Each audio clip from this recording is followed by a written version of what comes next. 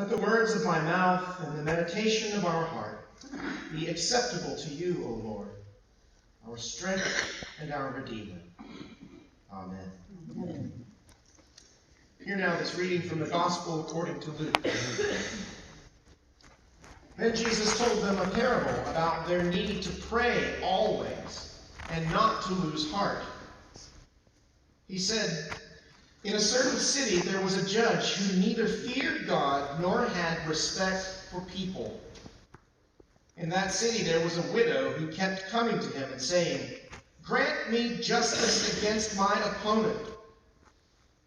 For a while he refused, but later he said to himself, 'Though I have no fear of God and no respect for anyone, yet because this widow keeps bothering me, I will grant her justice, so that she may not wear me out by continually coming.'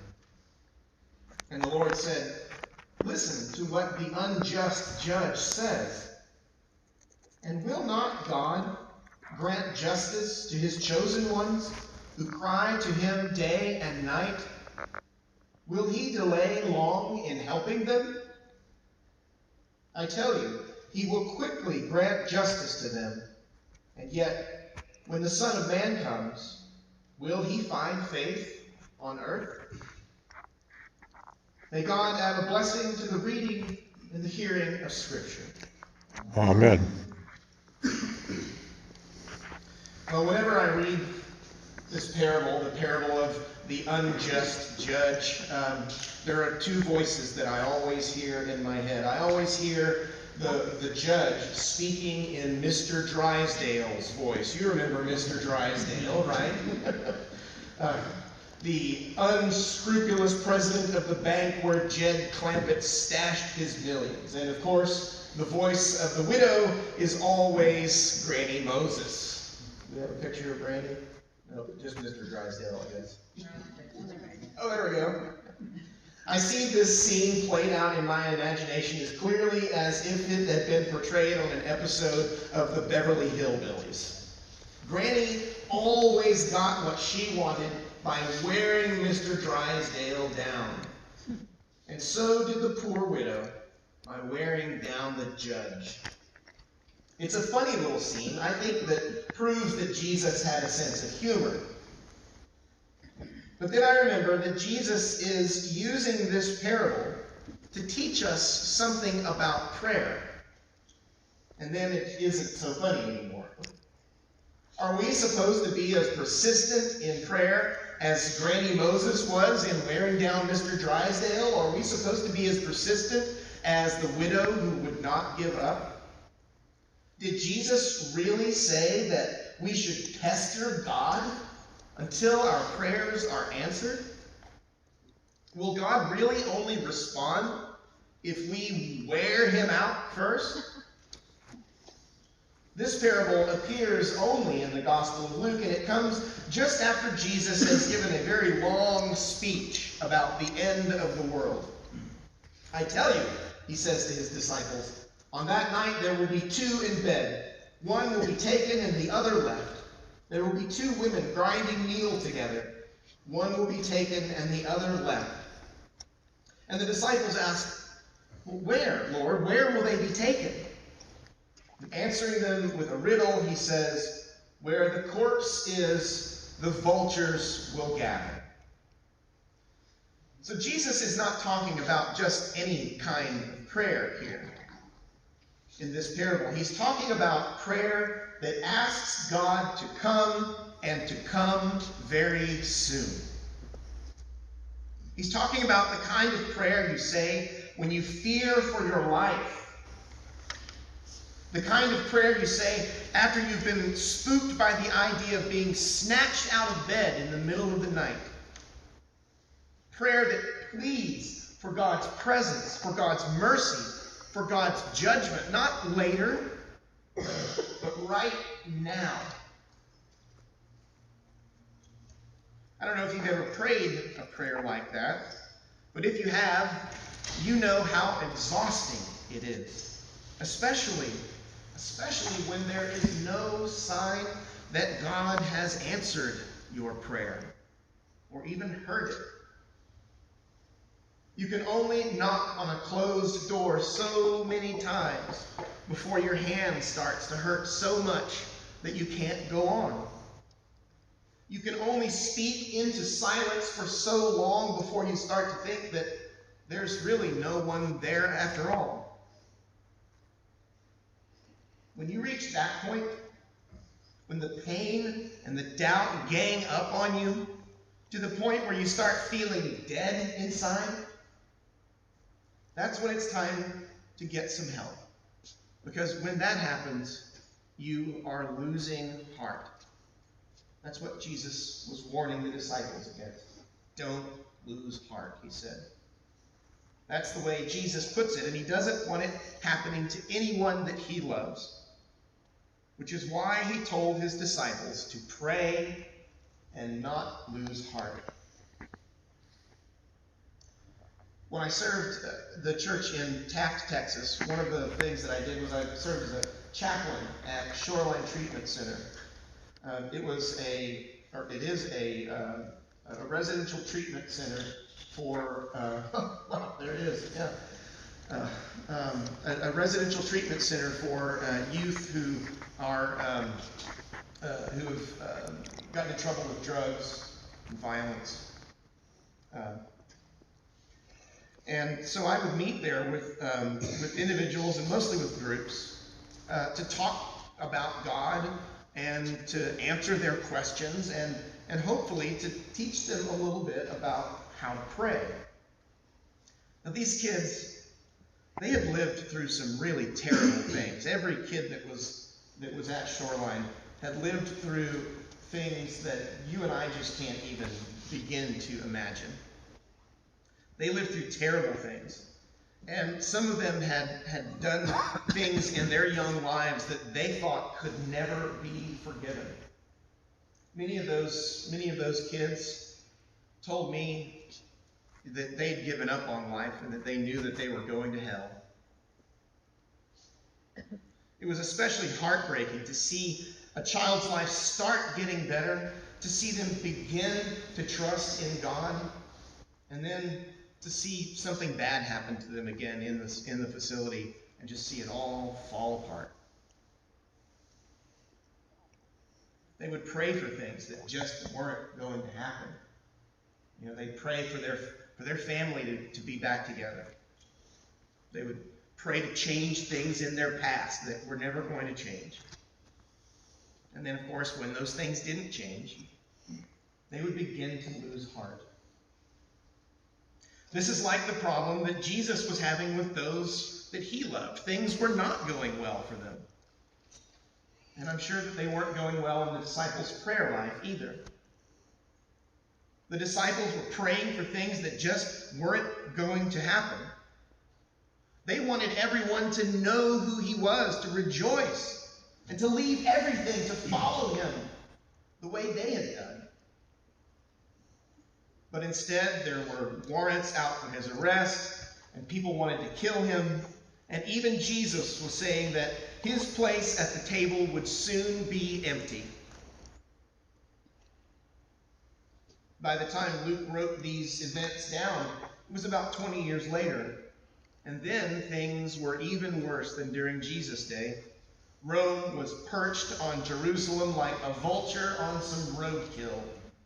And there was no sign that the kingdom would be coming any time soon. Jesus had said that he would be right back, but here it was 20 years later, and he was still gone. People were beginning to lose heart. And so Luke repeated the story that Jesus had told about the widow who had been wronged and how she just wouldn't rest until she got justice. Now, Luke doesn't say what her complaint was about, but it's not hard to guess. Since she is a widow, the case probably concerns her late husband's estate. Under Jewish law, she couldn't inherit his property. It would go to her sons, or if she didn't have any sons, to her brother-in-law. But she would be entitled to live off of it. That is, unless someone decided that they wanted to cheat her out of it. And that's probably what was happening to this widow. Someone was probably cheating her out of her husband's estate that she had every right to live off of. The fact that she's standing in the street all by herself is a pretty good indicator that all the men in her life have betrayed her. If she had any protectors left, they would have urged her, stay at home. Let us go and take care of that problem for you. No son wants his mother airing the family laundry in the streets. No brother-in-law wants his brother's widow disgracing the family name with a public display. But she speaks on her own because she has no one to speak for her. And she has no one holding her back. And as the judge soon finds out, she's perfectly capable of taking care of herself. Thank you very much.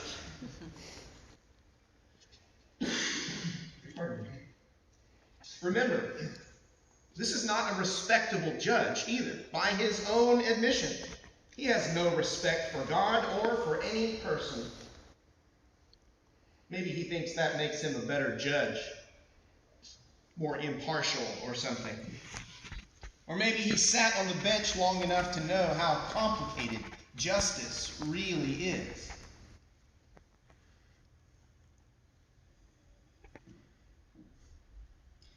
God does not get to him, and people do not get to him.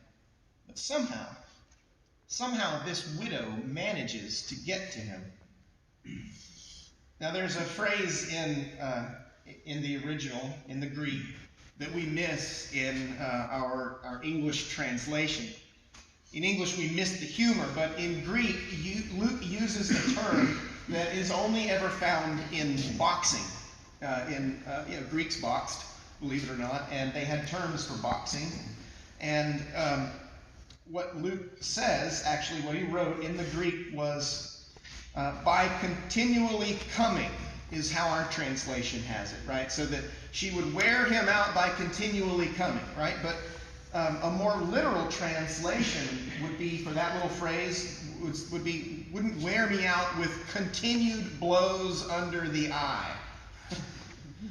Though I have no fear of God and no respect for anyone, he says, yet because this widow keeps bothering me, I will grant her justice, so that she may not wear me out with continued blows under the eye. That's literally what it says in the Greek. You see, his motivation is not justice. He doesn't think to himself one morning, hey, this widow's being treated unfairly, and so I should act for justice here. No, it's conceit. It's pride and conceit that finally make him act. He doesn't want to walk around town with a black eye, explaining to everyone how he got it. Not like he would have to explain it. Everyone in town would know exactly where that black eye came from. All they had to do was just watch him for a day and watch that widow, follow him around and pester him. Anyone who had seen that widow persistently pestering him would know exactly where the black eye came from. So he grants her justice in order to save face. And Jesus says, listen to what the unjust judge says. Jesus says to his disciples, this is the part to pay attention to. Won't God do the same for you?